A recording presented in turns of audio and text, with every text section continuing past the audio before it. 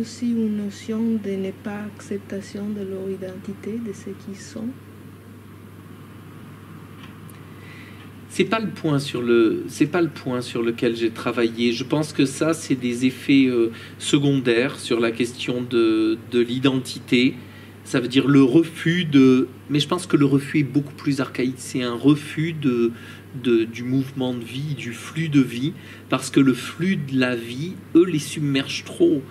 Chez d'autres patients, plutôt sur un versant névrotique, le flux de la vie les perturbe, les dérange, les tiraille, et ils vont trouver dans des achats, dans une reconnaissance professionnelle, dans des transactions avec d'autres personnes, un moyen en fin de compte de rendre plus supportable ces tiraillements internes.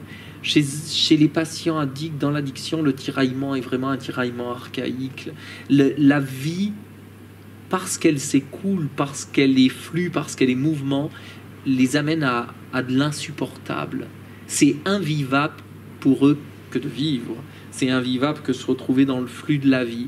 Et donc, ils vont tenter de trouver des stratégies par l'extérieur, de pouvoir un peu suspendre la vie lorsqu'elle s'écoule trop, et lorsqu'elle s'écoule trop peu, de venir, au contraire, l'activer. Et on a des profils chez toxicomanes, au contraire, c'est dès que ça baisse qu'il faut activer très fort, parce que le un peu bas est complètement insupportable, et donc ils cherchent toujours du fort pour sentir du vivant, parce que sinon c'est trop létal, c'est trop mortel pour eux. Et des patients, par exemple, qui prennent du cannabis, on va avoir l'inverse, c'est-à-dire que les petites turbulences, les petits moments de plaisir ou les petits moments bas, c'est pas vivable, donc ils vont comme immobiliser vers quelque chose grâce au cannabis, quelque chose qui va les suspendre pendant un certain temps, faire quelque chose d'homogène. Il y a une vraie lutte contre le vivant, contre le flux de la vie.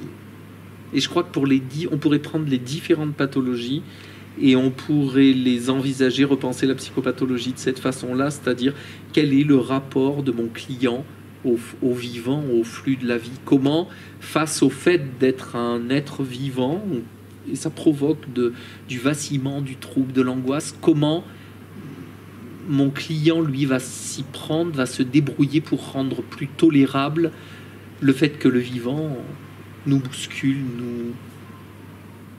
nous trouble, nous fasse vaciller.